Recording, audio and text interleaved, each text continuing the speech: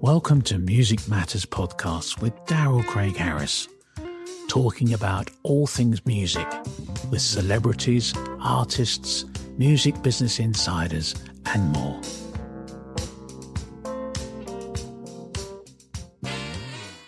Kurt Brown, how you doing today? Good. How are you? I'm good. So we've been friends and kind of cohorts on a number of different shows for many years.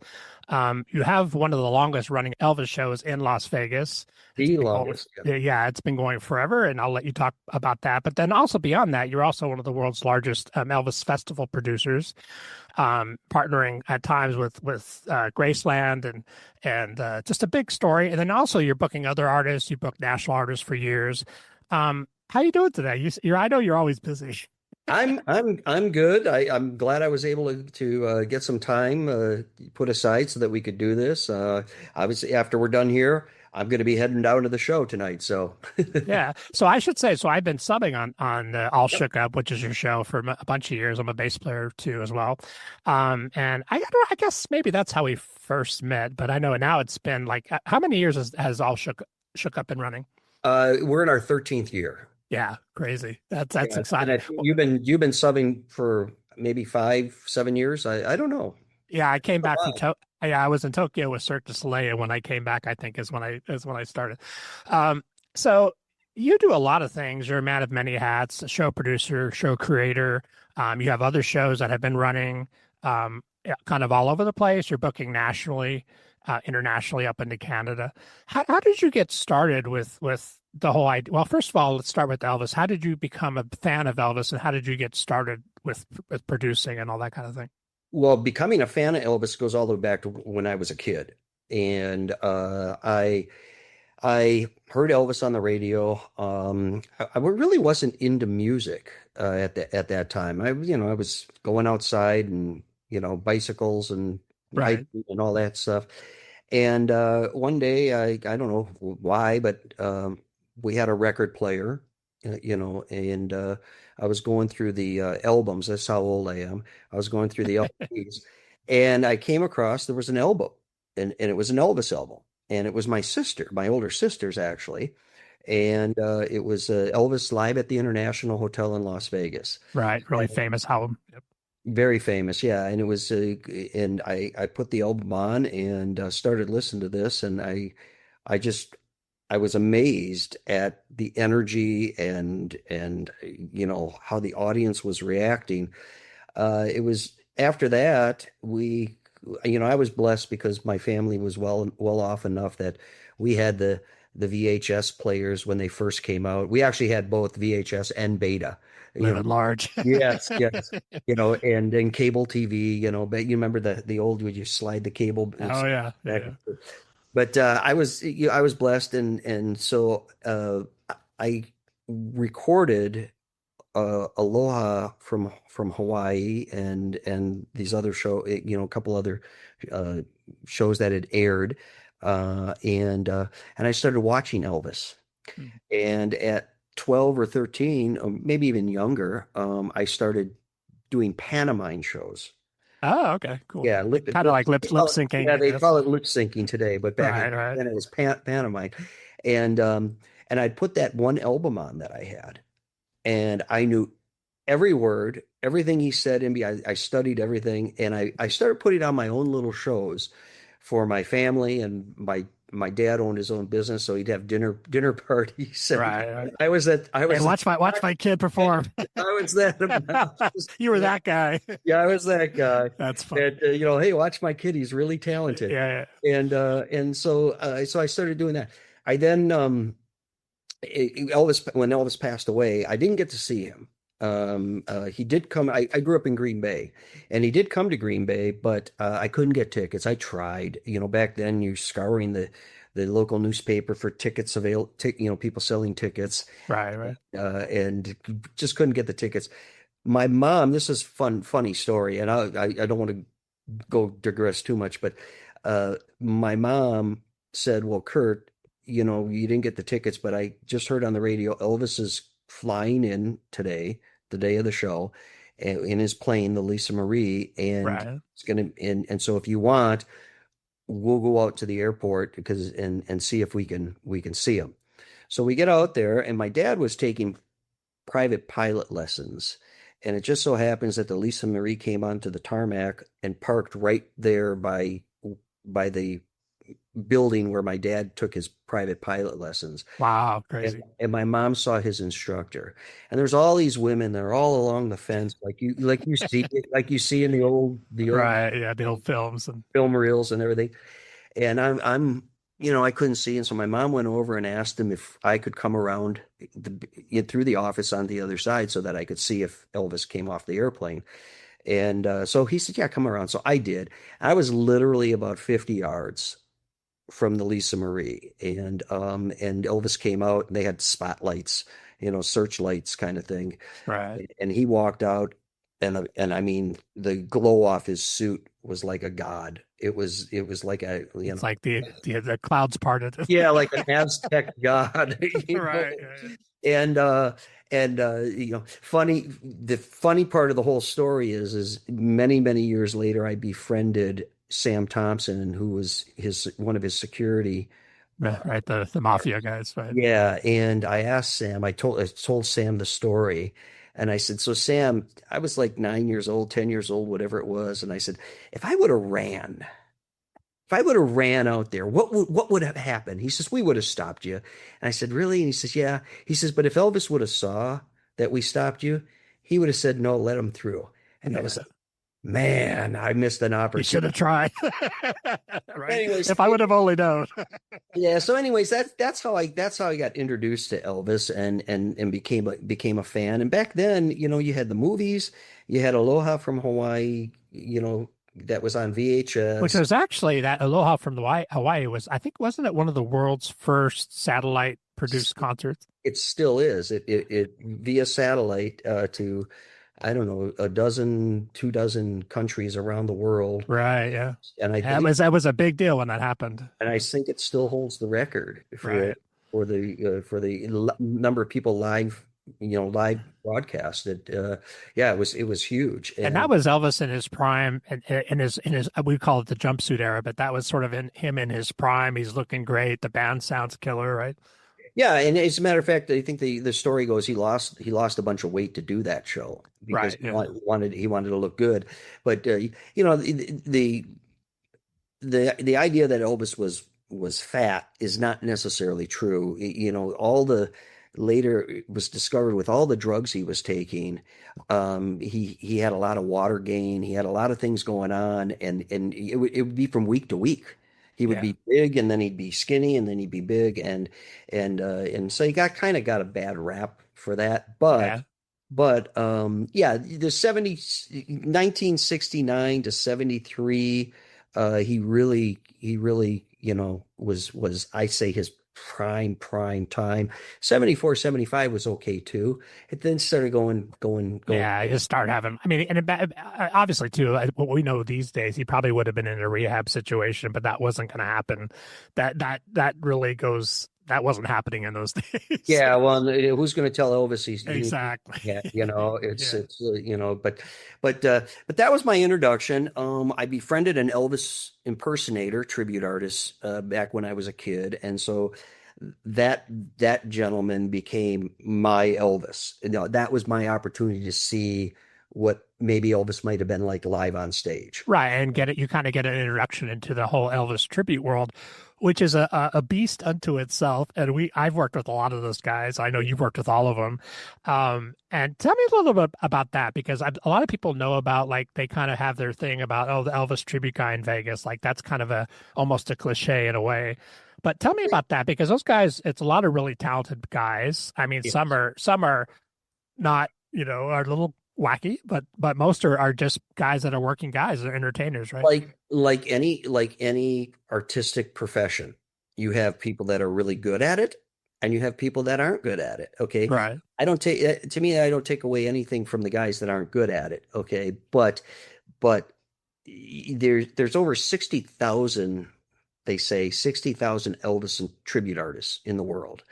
Over here in the United States, I think the Elvis tribute artists get a little bit more of a bad rap because first of all, Elvis never played outside the United States except for Canada. Right. And a lot of people don't realize that, right? Correct. So Yeah. so the only image of Elvis live kind of thing that people have over in Europe and Australia and Asia is the tribute artists. So there actually seems to be, I actually think that there in some ways there's more respect for the tribute artists overseas Yeah, I would agree with that. Yeah. than there are here in the United States, because here in the United States it's like there's one in every town. Right. Well, and I was going to say, because when I moved to Vegas in 1989. And I mean, one of my first tribute gigs was with an Elvis. It was Jonathan von Brana, who was one of the original guys in Legends in Concert, which is a very famous tribute show Yep. that was here for many years. And I kind of got introduced to the world of the fan club, which which was also a whole, you don't realize that even those guys have huge fan clubs, right? They do. They're actually in themselves they're their own artist. Right. And there's guys that have, you go on Facebook and YouTube, you go on all the social medias, and these guys have hundreds of thousands of followers. With millions of views of their videos and Millions. selling merch and the whole. They sell merch. They're doing concerts all over the world. Some of the best guys, they call them the ultimate. Okay. Right. And And we're going to talk about that. Yeah. yeah, these guys, they travel worldwide doing shows, and they got to be hauled out the back door just like Elvis was, so the fans don't get to them. It's And some of the guys we worked with, between both of us, we worked with a lot of the top. I know you've worked with them, but guys like Bill Cherry and some of the other we know are just world renowned. They're traveling to Australia, they're traveling to Europe.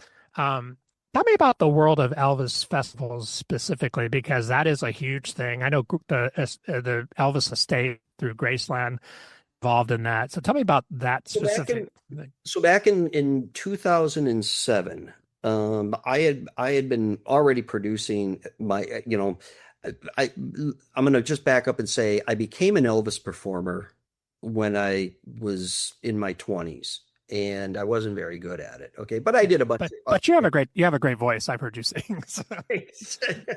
well, but I didn't have what all these guys get today. I Right, didn't right, yeah. have all that stuff. But I did Elvis, and I did a bunch of other impressions like Garth Brooks and Neil Diamond and all of them.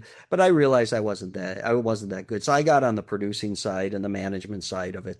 So in 2007, I was approached by Trump Marina Oh, in okay. uh, Yep. in Atlantic City, and I had already been producing shows, Elvis shows with different guys, Elvis tribute shows, and they asked me if I could develop a contest, and they wanted to do all this, and I said, yeah, well, I can do that.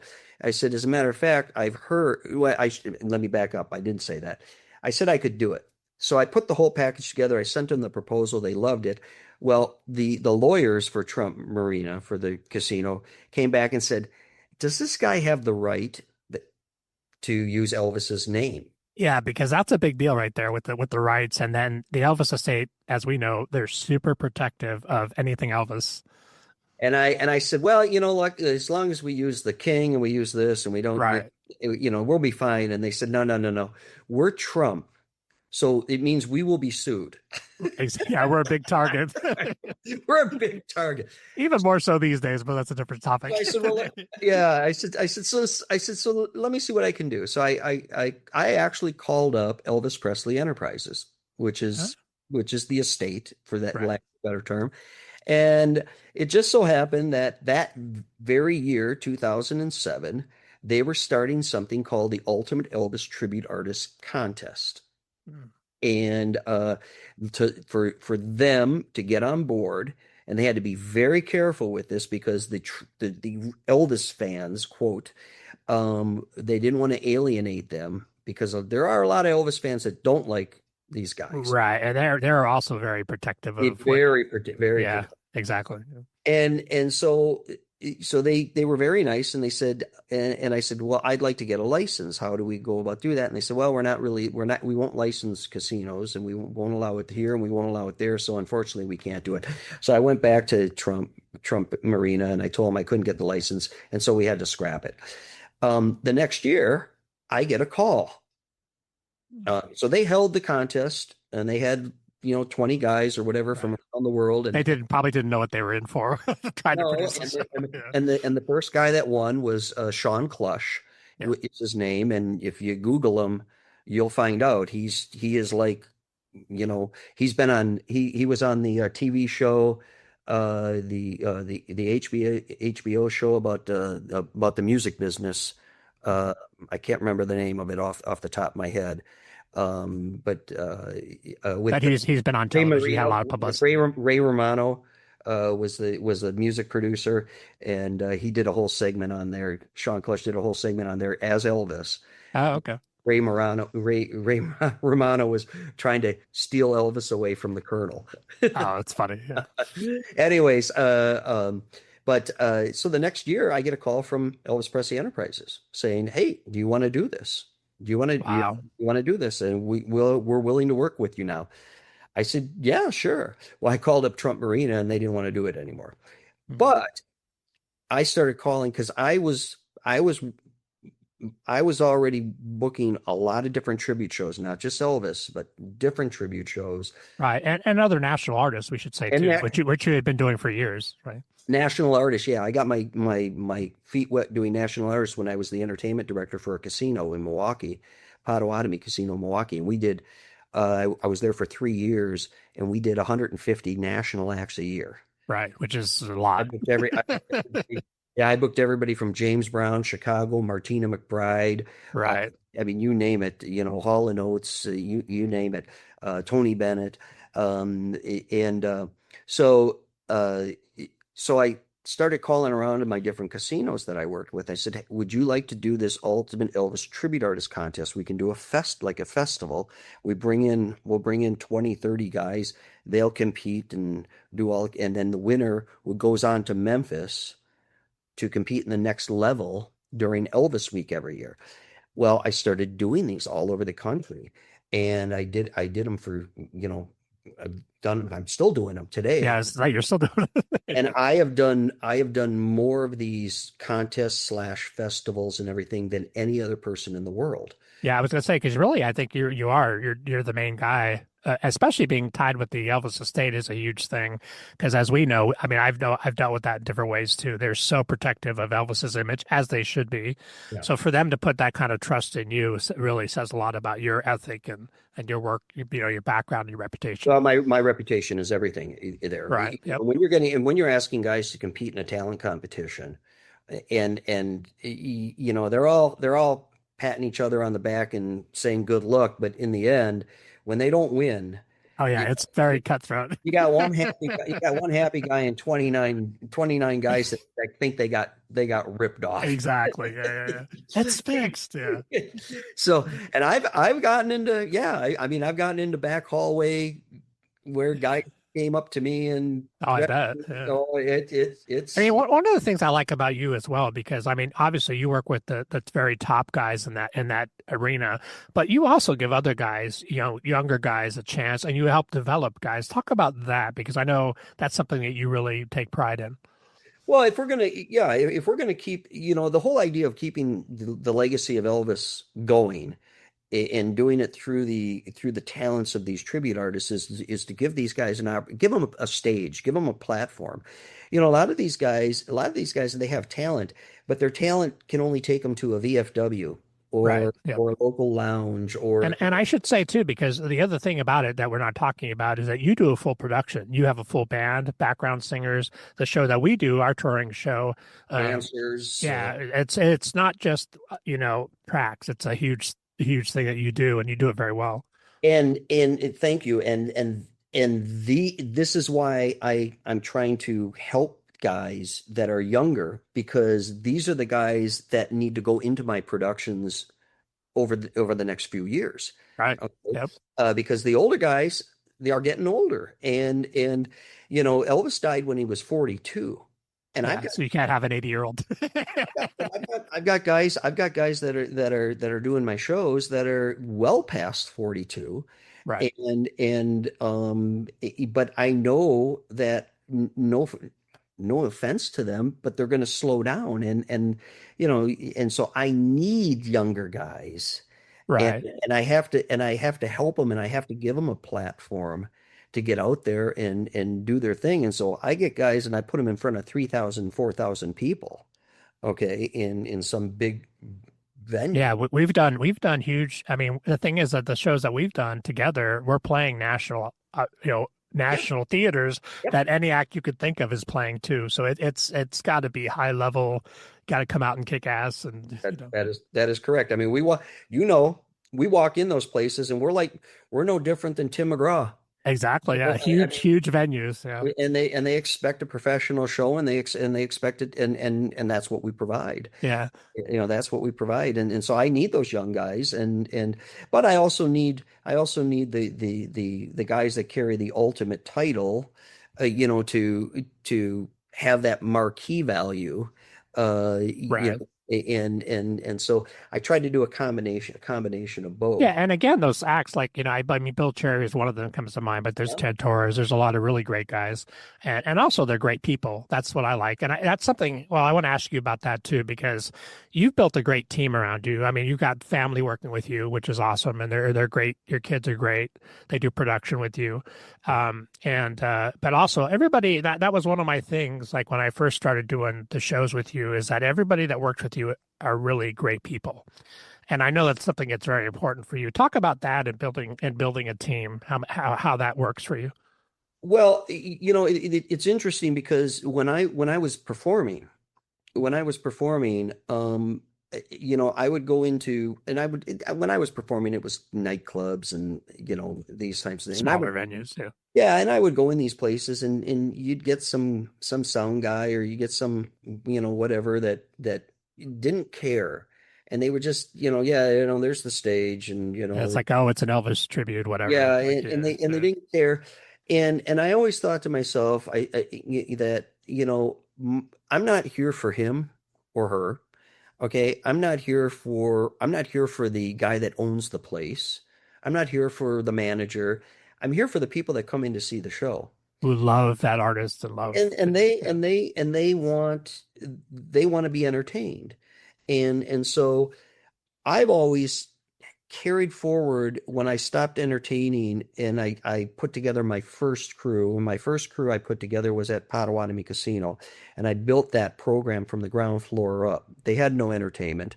They hired me, and they said, because I was a business owner, another story for another podcast, but they said, you need to do everything. So you need to build the infrastructure, you need to create the policies and procedures, you need to hire the personnel, you need to buy the talent. You got to do yeah, it. the whole thing. And that's also the tribal thing is its own unique And the thing. tribal, yeah, and then dealing with a lot of different entities coming in saying we want it this way, we want it that way. Right, But the one thing that I carried into that was everybody that worked for me had a clear understanding that they're not even there working for me. They're working for the audience. They're working for the person that paid for a ticket. They paid a ticket to come in and see that artist. And so I really instilled in everybody that worked for me that our job is to entertain the audience. Now, we're not the ones on stage, but we have to do everything we can to make sure that the artist has all the tools right. they need to put on a great show, so that everyone walks out going, that was the best show I've ever seen, and I love the venue. So the venue, it reflects on everybody. And so, yeah, so there were times where I had to get between I had to That, get between artist and stage manager, and sure, yeah. calm things down. But so now, doing this, and I've been running Brown Productions, since 2003. So, 22 years now.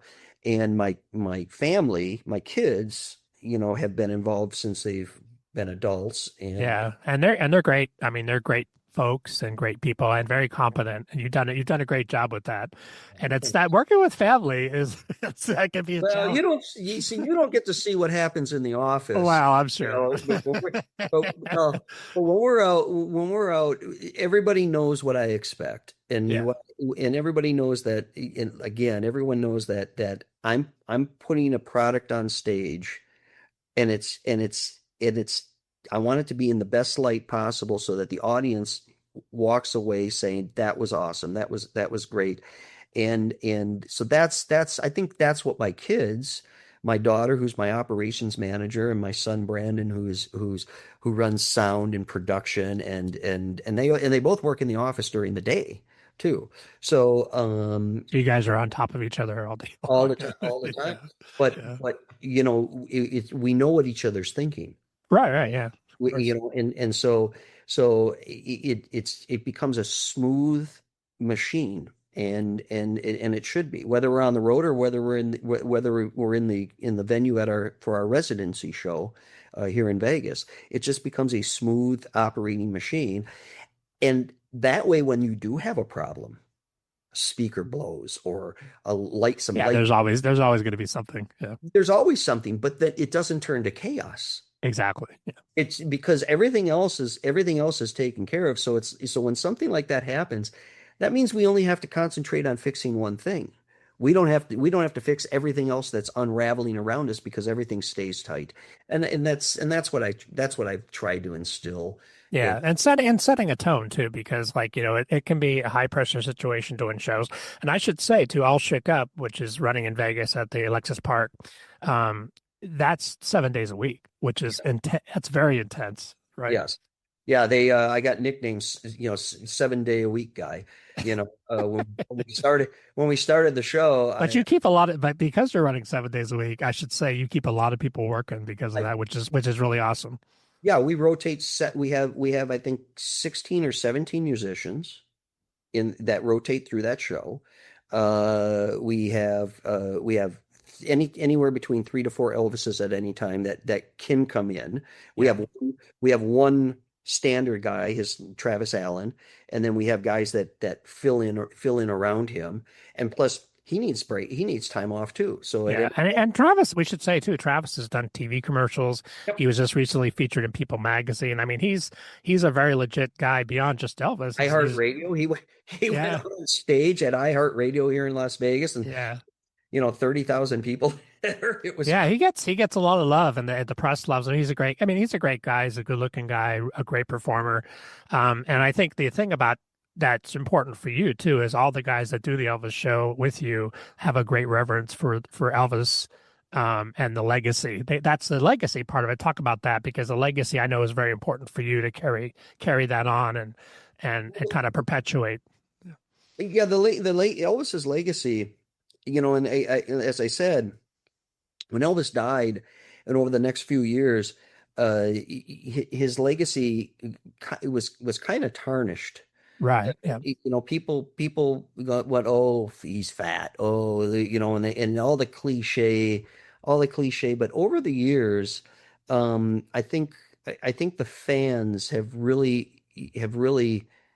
uh, embraced Elvis for his entire career. I mean, 3 decades, Yeah. three And decades. I think do you think the film, like the recent film, I can't think of it, what that Baz produced. Elvis. Right. I mean, do you think that those have really kind of helped? Well, I mean, one thing I learned when I watched that film, the one thing I learned is I did not realize to the extent the Colonel, and, of course, a lot of people have bad views of him and whatever your opinion is of that. But of course, he helped make Elvis famous, which is something that Elvis talked about in later years, that because he was taking like half of Elvis's money, and there's a whole bunch of stuff. But I learned a lot from the film. But I also think that it really, and I know for the show numbers, certain terms of ticket sales, it really rekindled the whole Elvis thing. Talk a little bit about that, because I know that made a big impact It on the it did. show, right?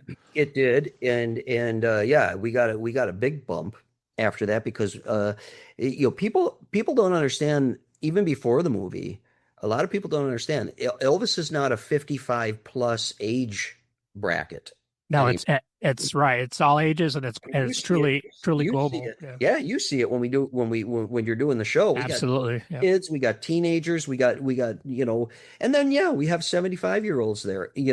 He's got such a wide fan base, and it just keeps growing and growing and growing. You I, without getting all sappy, name me one other artist in the world, maybe Michael Jackson, but right. Yeah, name me one other artist in the world that can still take somebody and put them in and not live, just watching them on a movie or an old concert film, and take them and put them in the palm of their hand. Okay, not a real guy, yeah. just on the screen, put them in the palm of their hand, and then move it around a little bit, and you're just captivated. Yeah, and it's not just the singing, it's the charisma, it's the whole thing, right? The idea that the charisma that he had actually comes through the screen to Right. you sitting in your living room, okay, or at a theater, okay. That the idea that you can that a man could do that is just amazing. To me, it's Winston Churchill type power. Right. It's like a once in a generation kind of, yeah, it's extremely Right, rare. Yeah. right. And I think that, I mean, that's the thing, like, again, like your reverence for that and your reverence for his legacy is something that I've always liked and admired about you, because you do definitely make it about the fans. And like when you bring the hammer down sometimes if we're on the road or whatever, it's not because you're trying to be mean. It's because you care about what the fans are going to see and That's exactly. what their experience is going to be. And I think everybody respects that. And It goes back, yeah, it goes back to what I said. Yeah, yeah, yeah. I definitely do. Talk about the changing landscape for tribute artists, and also the, like, with the prevalence of like Indian gaming, those casinos, it's really changed that whole world. Talk a little bit about that topic. Yeah, so the Native American casinos have been around for a long time, but now I'd say in the last 10 years they're starting to figure out how to run them, and Yeah, and because at first it was a little wobbly legged kind of, yeah, it was know. they didn't always have the right personnel, they didn't know what they were doing, and they always say that the gaming business is it makes money. It makes money in spite of incompetence. Well, yeah, sometimes that's true. Sometimes it's true. Yeah, and we had actually, I mean, I know because I do a lot of tribute bands besides the Elvis thing, and we had experienced some of that where we play certain casinos. One of them was in El Paso, and they're great, the nicest people, but what they were doing money wise, it was just nuts, and like to the point where they came up to me and the guitar player and said, "Hey, we're gonna go buy you guys guitars and basses, so you don't have to travel." I'm like, "Well, that's cool, but wow, who Yeah, would do that?" So, that's but anyway, great. yeah, but anyway, carry on.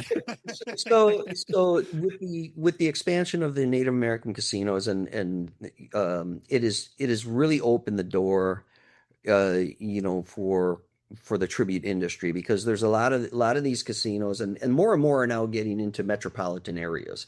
Right, Okay. Milwaukee. And Well, Milwaukee was the first casino to open in an right, urban right zone, downtown. Yeah, right downtown. yeah, Otherwise, back in the day, these casinos, they were in the middle of the woods. They were on the reservations, right. and we all know the reservations weren't in in convenient areas, and Yeah, and so in- national artists didn't want to play. A lot of the national artists didn't want to play the Native American casinos. First of all, it was very difficult to get to them. Okay. A lot of the national artists that would go and play them were what we would call kind of BX. the oldies and goodies acts, Right. from the 50s and 60s, and so the tribute bands came along and said, "Well, we'll play them. We'll go and play them, and you can charge money to see us." And next thing you know, you've got tributes to the Doors, and to the Beatles, the Yeah, Stones. making really strong money for Yeah. yeah, And of course Elvis, the Elvis tribute artists. It became a home for Elvis tribute artists. right. And now, after 30 years of the Native American casino market, it's become a staple for tribute shows to go and play these. And like we said, some of these shows, tribute shows, are playing 3, 4, 5,000 seat venues. And they're making money that some A-list artists would make too. It's really an interesting thing. And also too, as we know, like in Vegas in particular, like a lot of the lounge gigs, the gigs that musicians used to be able to do have gone away. So many musicians now, I I mean, wish they'd come back, by the way. I I'd like to see professional shows I agree. in the lounges of these casinos. And what I mean is they can be open air, but you still have a railing around. So if you want a seat, Right. in the old days it was like, hey, look, if you want a seat in the lounge, you gave the maitre d' or the host, you gave him a little tip, and Yeah. he got your seat. Or Otherwise, you buy a drink, whatever. Yeah. yeah, or you buy a drink, or otherwise hang out on the outside of the rail. Yeah. But those days are probably gone. But the other reason why the national artists didn't want to play the casinos was because casinos traditionally were soft tickets. Right. And, Exactly. Yeah. and national artists didn't want to play them because they They were were. giving tickets out to VIPs and Yeah, people that they didn't were. necessarily care about seeing the artists. Well, that's another thing where they'd give them out to the VIPs, and then the artist would take the stage, and the first 8 rooms were empty because the VIPs Yeah. were out gambling. Right. But they didn't want to play him. They also didn't want to play him because they didn't want to get a reputation that they couldn't sell a ticket. Right. Because Exactly. Yeah. because the oldies but goodies bands would go and play the casinos because they couldn't sell a ticket anymore. They Yeah. really And weren't on a ticket sale anymore. they were just working and they didn't, for them, I mean, of course they want to have a full audience, but they just need to work. Yeah, and Which I is, remember, yeah, I remember booking Martina McBride, yeah. and we had a 500 seat showroom, and so like every seat was a VIP seat, and she had played at the arena 6 months earlier. It was a 5,000 seat arena. It was Yeah. originally where the Bucks played, the Milwaukee Bucks played, and she and I was sitting at a conference. I think it was Polestar, uh, Right. Which is a large entertainment magazine, conference.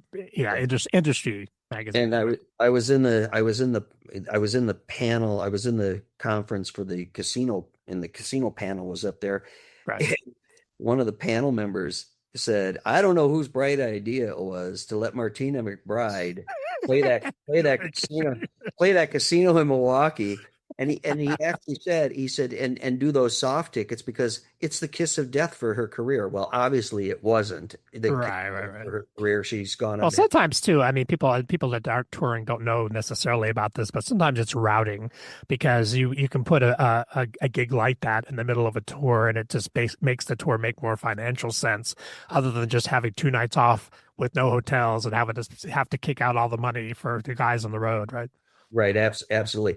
But I'll say this: it, it, it's fun to walk into a casino and they have a calendar of upcoming shows, and our tribute show, whatever it might be, It's right up Elvis there, yeah. or Rod Stewart or Tina Turner or whatever, is right next to some national artists, that, and you're like, wow, Yeah.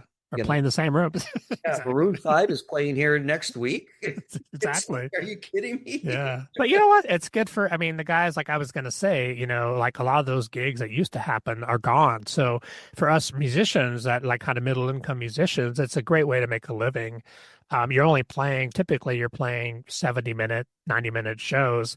You're not playing 6 hours a night and you make good money. So that's been an awesome way for many people to be able to make a living and still survive as a musician. Right, absolutely. And it beats the heck out of doing the old rock clubs or the old country clubs where you're going in and doing 5 hours. Yeah, shuffling gear. That's what people always ask me. Do you mind using rental gear? I'm like, no. I am totally good. You're the one that always says to me, so is my bass back line too? Yeah. You rent me a bass. Yeah, exactly. Because nobody wants to fly with the guitar these days. Especially these days. Exactly. So you've been doing this a long time at a very high level. What's some advice that you could give to younger artists and also maybe people that want to get into booking bands? What's some things that you could impart? Well, on the artist side, I would say this. Um, get your marketing material together. You know, it's not enough just to have talent these days. You can have all the talent in the world, and I get it. Yeah, you can put YouTube videos and stuff. But I get so many young artists that contact me, whether it's a tribute artist or whether it's an original artist. Right. They contact me and they say, "Hey, I'm looking for somebody to find me bookings and maybe represent me." And I say, "Well, okay, go ahead and all your forward me your electronic press kit and everything." They're like, "What's that?" Yeah, a lot of them do. They're like, "What's that?" And Yeah. but when I do get the stuff, I'm getting really low grade images that are taken off of social media. I'm getting low grade video links that somebody in the audience took some video of them. Or it's a video that's done like an MTV lip sync video, which helps you not Or at oh, all for booking. Yeah. that's the other thing, and that's the other thing, and I should say this: any artists that are out there that are watching this podcast, is there's a difference between material that you use to get a booking and material that you use to sell tickets. Right. Or promote yourself. Or yes. They're different So, animals. Yeah. so I because as a professional, I can weed through. I can see. I can look at a YouTube video and I can see the talent and go, yeah, you're really good, and I think you'd be really good. Now send me what we're going to send the venue so that they can sell a ticket, and they go, this is all I have. And I said, see, that's the problem. That's the problem is you have to have the marketing material that the venue can use. The venue Right. can't use a third generation video that was shot, on VHS On camera. your grandma came to the show and shot Yeah, her and on and her iPhone. and some crappy 8 by 10 picture. The venue needs marketing material. So there's two different things. Two different things. It's like it's kind of like it's kind of like, I'll say this. One of my very first big successes was a Johnny Cash tribute. Okay, that I put together. I wrote and well, let me before I say I wrote it. I called up.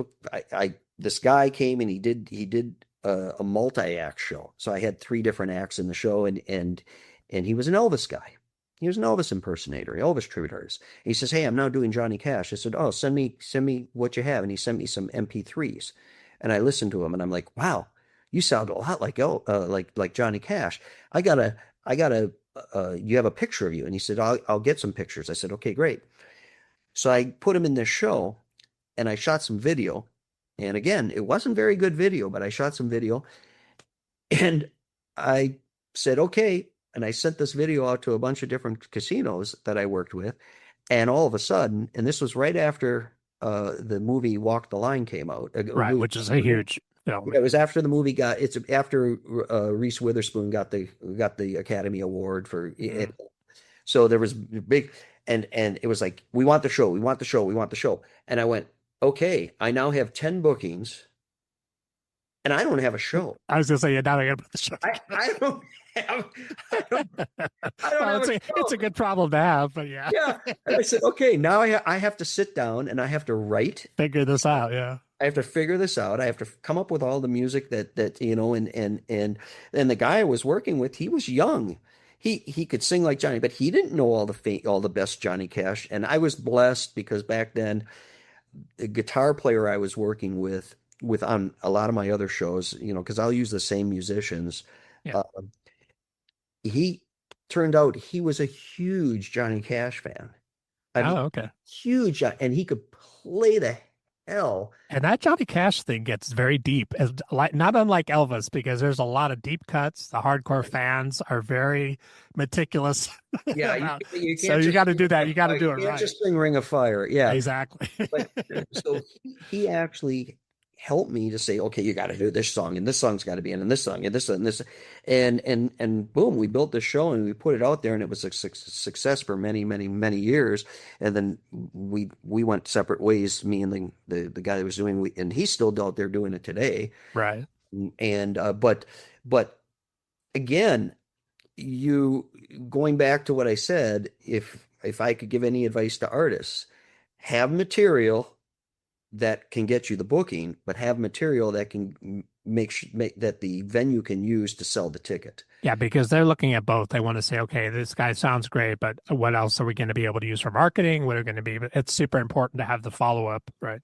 Yeah, and in addition to that, having, creating an online presence Yep. and building a fan base. It's hard to build a fan base as a tribute artist. Okay, it's because you're a tribute artist. You're replicating somebody else, whether it's Michael Jackson, Elvis, Neil Diamond. You're replicating somebody else. So it's a little bit of a different animal. And I go into venues all the time, and they're like, oh, what kind of social media presence do you have? And I'm like, well, Well, and hear what, and I tell us, I've been just doing the podcasting stuff and all that, and of course, I've been a musician for 40 years, but and social media guy, and what I tell people is the first thing that happens when you talk to a record label, when you talk to a booking agent, a producer, is after they get off with you talking on the phone or whatever, next thing they do is they go try to find you on Facebook and Instagram, yeah, and they try to see if you've done the work on your own and seeing right. if you built any, and also whatever videos you have up there are the ones that they're going to be looking at. So have it be on point. If you're using promotional photos that are 30 years old, get them updated. If you Right. show up with the band, it better be the band or mostly the band that's in the video. If it's a group type of act, it's all that stuff, right? Yeah. Yeah. And having a good social media, it, presence is good. It's really good. But and you can have all that stuff, all those ma and pa videos from the audience. You can have all that because that's all fun stuff. Yeah. Okay, and people are clicking and you're getting likes and you're building a fan And base. they see you can pull it off live, which is a big Right. thing. That's the other thing is yeah, I have people, they send me this MTV style, Yep. with in some studio, and I'm going, Okay, now send me a video of what it's going to look like on a real stage, Yeah, exactly. Yeah, put that. It's just you and a guitar. Let me hear you sing Johnny Cash. Right, exactly. I mean, because the thing is, that's even like name act artists, sometimes they get afraid of doing that because it's so exposed. You got to be able to pull it off live. We've Yeah. all heard acts that on the record they sound great. You see them live, and it's like either they can't perform or the singing's not quite there, And and that's now just now fans are brutal. I mean, yeah. you go out on stage and you lay an egg, and the fans are all over that with their Yeah, or if you're lip syncing and something happens and they catch that, I mean that those videos go viral of acts that we all know and love that just yeah. they probably should have hung it up, 30 years ago. Well, and that's the interesting the selling point for a tribute act too is you could book the original artist who's 80 years old, Or or 90. or you could book a tribute that is representing that artist in their prime, if, Right, for probably maybe a third or 25% of the money if that not you're going to more. pay. Yeah, Yeah, exactly. Um, if not more. Yeah. So yeah. Yeah, it's an interesting world, and I think a lot of people are fascinated by the whole tribute artist thing. There's a lot of sort of mystery about it, how people get into it, and for me, it was just another way to keep working. But also, too, I love playing the Elvis music. I love playing the Johnny Cash stuff. All that stuff is just musically great music, right? most I think most people, like the ones that actually do the impersonating end of it, the front guy or front woman, most of them get into it because I don't know, they went to karaoke, or they some of them were in bands, and Or hey, you look like Selena, or hey, you look like Rod yeah, Stewart. Yeah, yeah, and they're like, really? I have a female singer. Her name is Danita Asbury. yeah, she's killer. Yeah. Danita, Oh yeah. and Danita, she's an incredible singer. She does a tribute to Aretha Franklin, and she had her own career started back in Detroit. She's from Detroit. She had her own career going. She was trying to get her own music business, and she got pregnant and had a child, and she needed to support her Yeah, I got to make some money. Yeah. And so somebody said, "Boy, you sound like Aretha and everything." And so she started doing these Aretha. She got with Legends in concert and became their go-to Which person. was for many years is one of the world's best known tribute Yeah. shows. Yeah. And she unfortunately or fortunately, she made good enough money doing the Aretha tribute and supporting herself. She never went back to her own original, and that happens a lot Yeah. with tribute acts. They start out as an original artist, and then they get a, yeah, I'll try this. I'll try doing Tina Turner, or I'll try And doing. all of a sudden they're making really good money and All of a everything. sudden, they're making thousands of dollars a week, and Yeah. you're going, I can't And st it's, I was going to say it's very tricky because I would say the couple that come to mind, or three that come to mind, Mariah Carey, Whitney Houston, and Aretha. And if you're a tribute artist and you're doing one of those three, you better be able to sing almost better than. And Danita definitely, she is like a world-class singer. Yeah. But you better be able to kill it because people are looking to tear you down if you can't bring it, right? Yeah, yeah, Celine Dion would be another. Celine, You yeah, know, it's funny. Some guy sent me some promo for Jimi Hendrix. Oh no, right, excuse me, Stevie Ray Vaughan. I'm sorry, Stevie Ray Vaughan. Jimi Hendrix, that's another story. But yeah. they sent me promo for Stevie Ray Vaughan, and I'm watching the video, and he's out there strumming the guitar, and while the lead Right. licks are going on, and I he called me up and he said, "Well, what'd you think?" I said, "Well, who's playing lead guitar?" And he's like, "Well, that my lead guitar player's playing lead." I said, "You're doing a Stevie Ray Vaughan tribute." Yeah, that doesn't I work. said, "If you're going to do a Stevie Ray Vaughan tribute, you've got to be able to play lead guitar. I mean, you got to at least try to be like Stevie Ray." Exactly. Yeah. Yeah. That's you're looking to get roasted. But that's tough when you're dealing with lead artists, when you're dealing with artists that played like guitar or played the piano. Right. Elton John. I don't think people realize what an animal Elton Yeah. John is He on. was he was a session guy before he ever became famous. He played on a lot of records. Yeah. And and so I see Elton John tribute guys, and they're out there and they're just playing some chords, Yeah. and I'm like, if you're going to do Elton John, you got to be able to play that thing. Yeah, you got to bring it. Yeah, that's for sure. Kurt, tell people how they can find if they want to buy tickets to All Shook Up, which is running in Vegas, still going strong, and also how they can find you online if they want to contact you, or maybe they want to audition. I don't know. How can they how Well, can they reach you? sure. So there's several ways. So for if you want to buy tickets to All Shook Up, if you're coming to Vegas and you want to see the Elvis show here in Vegas, basically just go to allshookuptribute.com. Allshookuptribute.com. There's links to buy tickets and everything there. You can actually, if you wanted to, you could contact me through there. Otherwise, I have a website and it's brown-productions.com. Brown hyphen. You got to make sure you put the hyphen in there. Uh, and you can reach out to me through that website. On social media, I'm just Kurt Brown. You can, Kurt, KURT. Kurt Brown Productions. Yeah. Just Kurt. No, Oh, just is that just Kurt Brown? my personal profile Ah, gotcha. Okay. is yeah, KURTBROWN, Kurt Brown, and you'll see this mug. You'll see this mug, and you'll know it's me. Otherwise, you can also do Brown-Productions on Facebook, and reach me through there as well. So a lot of different ways. So Yeah, and you're very open to talking to new artists and people that if they sure, want to, yeah. because you're always looking for artists to work with. Hey, if somebody says, "Hey, I do Neil Diamond," or I do whatever, I I'm more than happy to talk to people, but I will warn anybody that I will tell them the truth. Yeah, yeah, that's good. I will tell them the truth because I just think it's fair. It's not to be mean, but it's to be fair that I won't tell anybody that they're wasting their time. Okay, but I will tell them how difficult it may be, if they don't have it.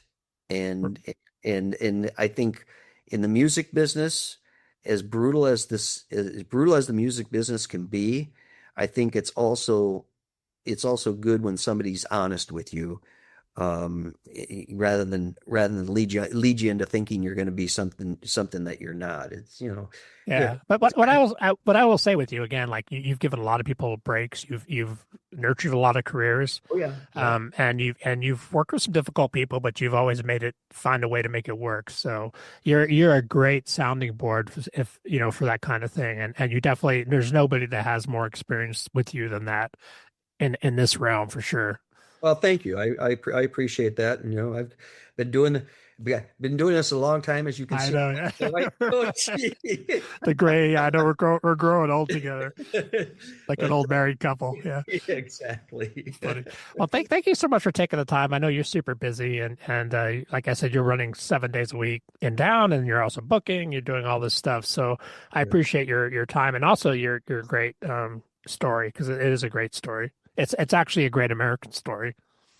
I've been blessed. I've gotten to do what I've wanted to do my entire life, and that's a blessing to me. I wouldn't want to do anything else than what I'm doing. So, but if Yeah, I that's could awesome. do something else, I would. But Hey, hey, we're still young, right? yeah, absolutely. Thanks for having me on. I really appreciate it. Oh, you're welcome. And everybody, please check out Kurt's shows when you come to Vegas. All Shook Up is great. It's one of the best Elvis shows you'll ever see, with a great band. You might even see me playing bass sometimes. I'll see you Friday. Yeah, that's true, because we're going to be doing some Rod Stewart this week. Yeah. So which is that's also too one of my favorite shows with Mr. John Anthony. Yeah. Cool, awesome. Well, have a great day, Kurt. I appreciate it.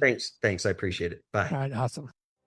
Thanks for joining us, and please consider subscribing to our podcast and follow us on our social media pages for guest announcements.